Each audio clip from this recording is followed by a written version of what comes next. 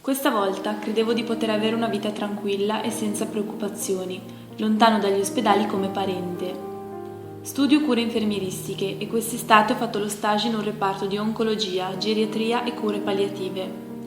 Ero molto agitata per questo stage in questi reparti perché avendo avuto il papà ammalato di cancro per ben 2 volte, non sapevo se fossi stata all'altezza di prendermi cura di pazienti con la stessa problematica.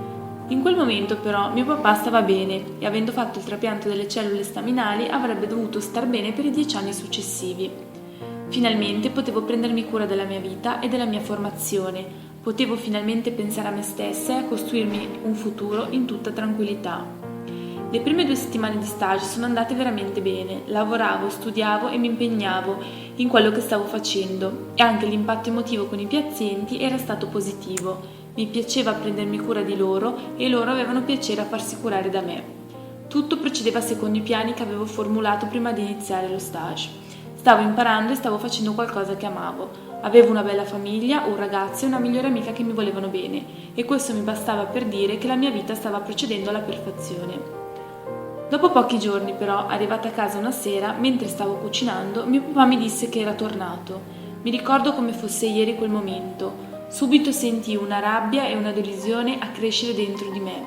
Non era possibile, quel maledetto bastardo di un cancro era entrato ancora nella nostra vita, quando invece avrebbero dovuto starsene alla larga almeno per 10 anni. Il giorno dopo, arrivata al lavoro, non ero più la Gilda del giorno prima. Ero demoralizzata, triste, preoccupata e arrabbiata con il mondo intero, anche con Dio se veramente esiste.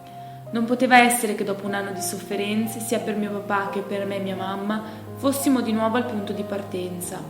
Ho iniziato ad avere un'enorme difficoltà a seguire pazienti oncologici.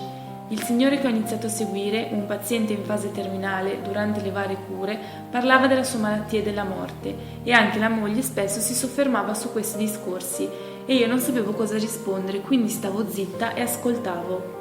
Mi sentivo così in imbarazzo inutile che ogni volta che dovevo entrare in quella stanza mi sentivo un peso allo stomaco. Ascoltavo e nel mente rivivevo il periodo di cure di mio papà, rivivevo i momenti in cui ho pensato che non potesse farcela. Rivivevo l'aspetto di mia mamma, stanca e sfinita. Rivivevo la notte insonne in cui mio papà fu portato via in ambulanza per una sospetta emorragia cerebrale e non potevo credere che avremmo dovuto passare ancora tutto questo. Un giorno, durante la visita, il signore disse al primario e al medico assistente che stava provando a tirarsi su un po' di morale per andare a casa, ma per farlo dovevo essere io a prendermi cura di lui, perché ero la più brava di tutti. Io rimasi talmente stupita che non fui nemmeno in grado di dire grazie. Quando mi sentivo così male per non essere in grado di dire una parola di conforto al signore e alla moglie, in realtà loro mi vedevano come una ragazza rispettosa in grado di ascoltarli. Questo evento è stata la svolta che mi ha fatto capire che fare l'infermiera è il lavoro della mia vita e che i miei problemi familiari non sono ostacoli sul lavoro, ma sono una risorsa che ho la fortuna di avere. Sarà anche azzardato dire adesso che sono contenta di aver passato quello che ho passato, ma non sarei questa Gilda se non avessi vissuto questi brutti momenti nella mia vita.